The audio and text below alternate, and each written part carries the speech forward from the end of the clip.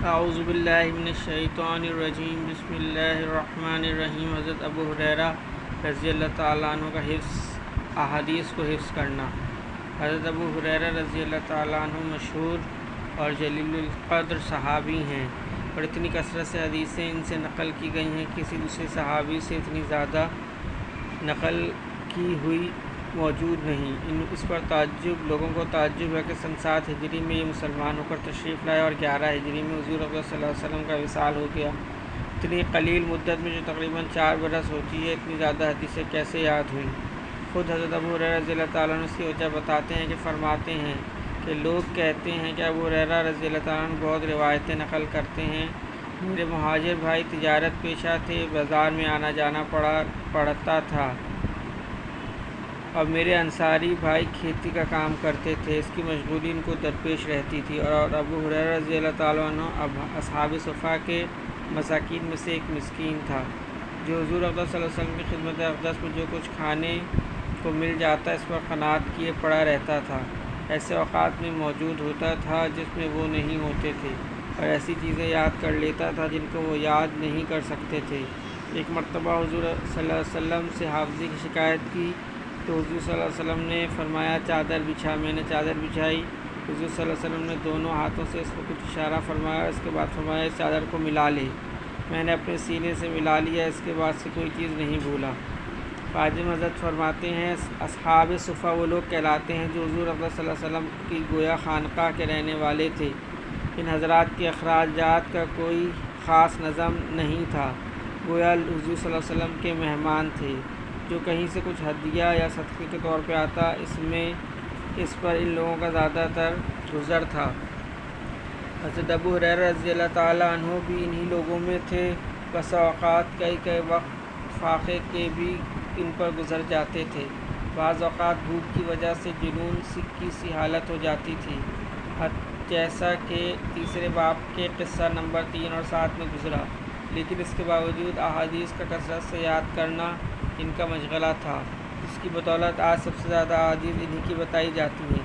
ابن جوزی رحمہ اللہ نے تلقیح میں لکھا ہے کہ 5374 حدیثیں ان سے مروی ہیں۔ ایک مرتبہ حضرت ابو ہریرہ رضی اللہ تعالیٰ عنہ نے جنازے کے متعلق ایک حدیث بیان کی کہ حضور اقدس صلی اللہ علیہ وسلم کا ارشاد ہے، جو شخص جنازے کی نماز پڑھ کر واپس آ جائے اس کو 1 قرات ثواب ملتا ہے، اور جو دفن تک شریک رہے اس کو 2 قرات ثواب ملتا ہے، اور 1 قرات کی مقدار احد کے پہاڑ سے بھی زیادہ ہے۔ حضرت عبداللہ بن عمر رضی اللہ تعالیٰ عنہ کو اس حدیث میں کچھ تردد ہوا۔ انہوں نے فرمایا ابو ہریرہ رضی اللہ تعالیٰ عنہ سوچ کر کہو۔ ان کو غصہ آ گیا، سیدھے حضرت عائشہ رضی اللہ تعالیٰ عنہ کے پاس گئے اور جا کر عرض کیا کہ میں آپ کو قسم دے کر پوچھتا ہوں کہ یہ قرات والی حدیث آپ نے حضور صلی اللہ علیہ وسلم سے سنی؟ انہوں نے فرمایا ہاں سنی ہے۔ ابو ہریرہ رضی اللہ عنہ فرمانے لگے مجھے حضور صلی اللہ علیہ وسلم کے زمانے میں نہ تو باغ میں کوئی درخت لگانا تھا، نہ بازار میں مال بیچنا تھا۔ میں تو حضور صلی اللہ علیہ وسلم کے دربار میں پڑا رہتا تھا، اور صرف یہ کام تھا کہ کوئی بات یاد کرنے کو مل جائے یا کچھ کھانے کو مل جائے۔ حضرت عبداللہ بن عمر رضی اللہ عنہ فرمایا بے شک تم ہم لوگوں سے زیادہ حاضر باش تھے اور احادیث کو زیادہ جاننے والے۔ اس کے ساتھ ہی ابو ہریرہ رضی اللہ تعالیٰ عنہ کہتے ہیں کہ میں 12,000 مرتبہ روزانہ استغفار پڑھتا ہوں، اور ایک تاگا ان کے پاس تھا جس میں 1000 گرہ لگی ہوئی تھی۔ رات کو اس وقت تک نہیں سوتے تھے جب تک اس کو سبحان اللہ کے ساتھ پورا نہیں کر لیتے تھے۔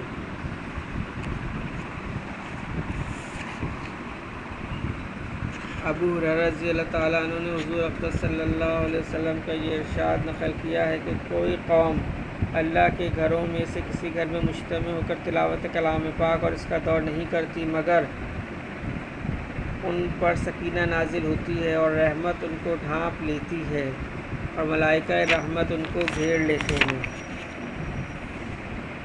اور حق تعالیٰ شانہ ان کا ذکر ملائکہ کی مجلس میں فرماتے ہیں۔ اس حدیث شریف میں مکاتب و مدرسوں کی خاص فضیلت ذکر فرمائی گئی جو بہت سے انواع کرام کو شامل ہیں۔ ان میں سے ہر اکرام ایسا ہے کہ جس کی حاصل کرنے میں اگر کوئی شخص اپنی تمام عمر خرچ کر دے تب بھی ارزاں ہیں۔ پھر جائے کا ایسے متعدد انعامات فرمائے جائیں۔ بالخصوص آخری فضیلت آقا کے دربار میں ذکر، محبوب کی مجلس میں یاد، ایک ایسی نعمت ہے جس کا مقابلہ کوئی چیز بھی نہیں کر سکتی۔ سکینہ کا نازل ہونا متعدد روایات میں وارد ہوا ہے۔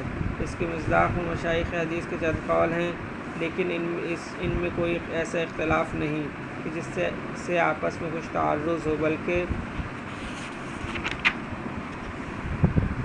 سب کا مجموعہ بھی مراد ہو سکتا ہے۔ حضرت علی رضی اللہ تعالیٰ عنہ سے سکینہ کی تفسیر یہ نقل کی گئی ہے کہ وہ ایک خاص ہوا ہے جس کا چہرہ انسان کے چہرے جیسا ہوتا ہے۔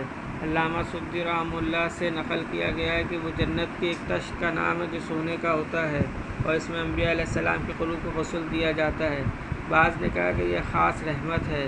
طبری رحمہ اللہ نے اس کو پسند کیا ہے کہ اس سے سکون قلب مراد ہے۔ بعض نے کہا ہے کہ طمانینت مراد ہے۔ بعض نے اس کی تفسیر وقار سے کی ہے تو کسی نے ملائکہ سے۔ بعض نے اور بھی اقوال کہے ہیں۔ حافظ رحمہ اللہ کی رائے فتح الباری میں یہ ہے کہ سکینہ کا اطلاق سب پر آتا ہے۔ سووی رحمہ اللہ کی رائے ہے کہ یہ کوئی ایسی چیز ہے جو جامع ہے طمانینت، رحمت وغیرہ کو، اور ملائکہ کے ساتھ نازل ہوتی ہے۔ کلام اللہ شریف میں ارشاد ہے، متعدد آیات میں اس کا ذکر آیا ہے اور احادیث میں متعدد روایات میں اس کی بشارت فرمائی گئی ہے۔ احیاء میں نقل کیا گیا ہے کہ ابن ثوبان رضی اللہ تعالیٰ عنہ نے اپنے کسی عزیز سے اس کے ساتھ افطار کا وعدہ کیا، مگر دوسرے روز صبح کے وقت پہنچے۔ انہوں نے شکایت کی تو کہا کہ اگر میرا تم سے وعدہ نہ ہوتا تو میں ہرگز نہ بتاتا کہ کیا معنی پیش آیا۔ مجھے اتفاقاً دیر ہو گئی تھی، حتیٰ کہ عشاء کی نماز کا وقت ہو گیا۔ خیال آیا کہ وتر بھی ساتھ پڑھ لوں، موت کا اطمینان نہیں، کبھی رات میں مر جاؤں اور وہ ذمے پر باقی رہ جائیں۔ میں دعائے قنوت پڑھ رہا تھا کہ مجھے جنت کا ایک سبز باغ نظر آ گیا۔ خیال ہوا سب نظر آیا جس میں ہر نوع کے پھول تھے۔ اس کے دیکھنے میں ایسا مشغول ہوا کہ صبح ہو گئی۔ اس قسم کے سینکڑوں واقعات ہیں جو بزرگوں کے حالات میں درج ہیں، لیکن ان کا اظہار اس وقت ہوتا ہے جب ماسبہ سے انقطاع ہو جائے اور اسی جانب کامل توجہ کامل ہو جائے۔ ملائکہ کا ڈھانکنا بھی متعدد روایات میں وارد ہوا ہے۔ اسید بن حضیر رضی اللہ عنہ کا مفصل قصہ کتب حدیث میں آتا ہے۔ انہوں نے تلاوت کرتے ہوئے اپنے اوپر ایک ابر سا چھایا ہوا محسوس کیا۔ حضور صلی اللہ علیہ وسلم نے فرمایا کہ یہ ملائکہ تھے جو قرآن شریف سننے آئے تھے۔ ملائکہ ازدحام کی وجہ سے ابر سا معلوم ہوتے تھے۔ ایک صحابی رضی اللہ تعالیٰ عنہ کو ایک مرتبہ ابر سا محسوس ہوا تو حضور صلی اللہ علیہ وسلم نے فرمایا کہ یہ سکینہ تھا، یعنی رحمت، جو قرآن شریف کی وجہ سے نازل ہوئی تھی۔ مسلم شریف میں یہ حدیث زیادہ مفصل آئی ہے جس میں اور بھی مضامین ہیں۔ آخر میں ایک جملہ یہ بھی زیادہ ہے، جس شخص کو اس کے برے اعمال رحمت سے دور کریں، اس کا عالی نسب ہونا، اونچے خاندان کا ہونا رحمت سے قریب نہیں کر سکتا۔ ایک شخص جو پشتانی شریف النسب ہے مگر فسق و فجور میں مبتلا ہے، وہ اللہ کے نزدیک اس رذیل اور کمزاد مسلمان کی برابری کسی طرح بھی نہیں کر سکتا جو متقی پرہیزگار ہے۔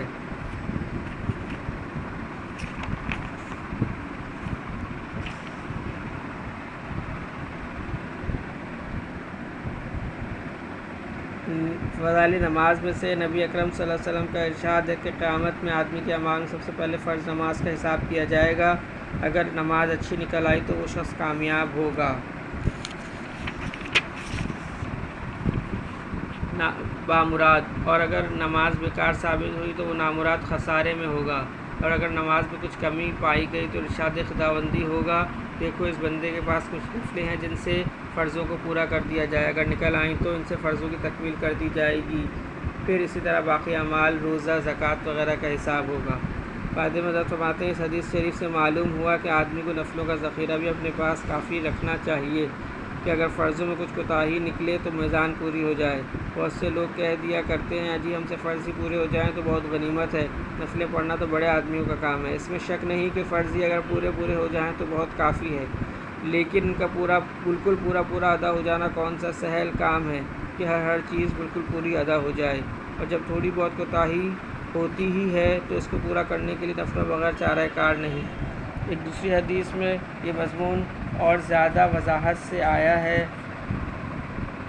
ارشاد ہے کہ اللہ تعالیٰ نے عبادات میں سب سے پہلے نماز کو فرض فرمایا ہے، اور سب سے پہلے اعمال میں نماز ہی پیش کی جاتی ہے، اور سب سے پہلے قیامت میں نماز ہی کا حساب ہوگا۔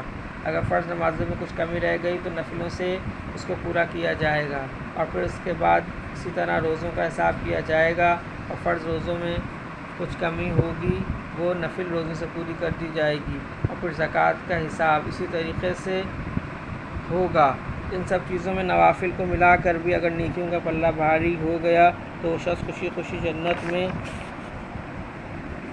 داخل ہو جائے گا، ورنہ جہنم میں پھینک دیا جائے گا۔ خود نبی کریم صلی اللہ علیہ وسلم کا معمول یہی تھا کہ جو شخص مسلمان ہوتا سب سے اول اس کو نماز سکھائی جاتی۔